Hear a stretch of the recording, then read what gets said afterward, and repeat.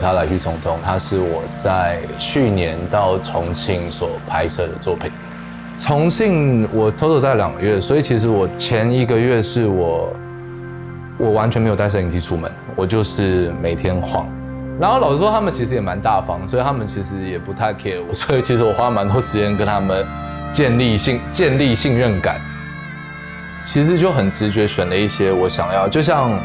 罗勇那个画面跟那个市场，我里面有拍一段市场，那个场景其实也是看了很久，然后才决定开始拍这样子。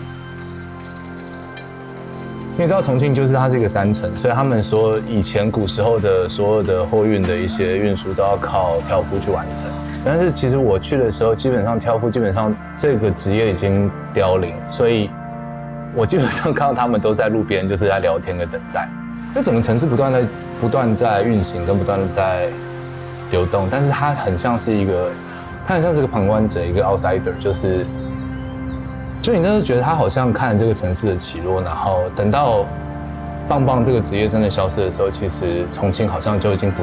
再也不是我们认知跟以前知道那个重庆。多频道算是我一直在实验跟尝试的一个核心，但对我而言，多频道其实不是只是一个单纯的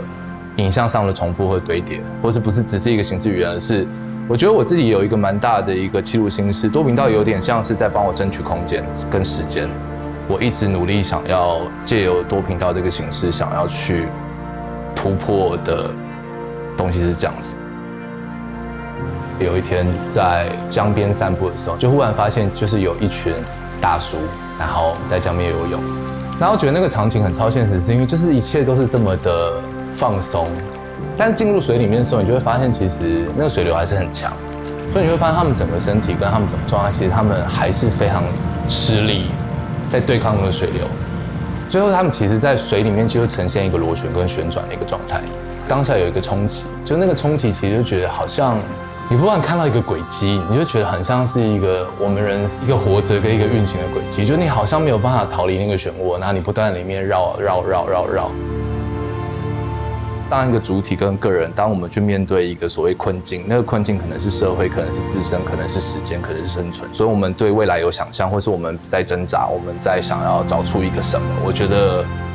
那个状态其实是我觉得最迷人跟最回应到我自身的东西。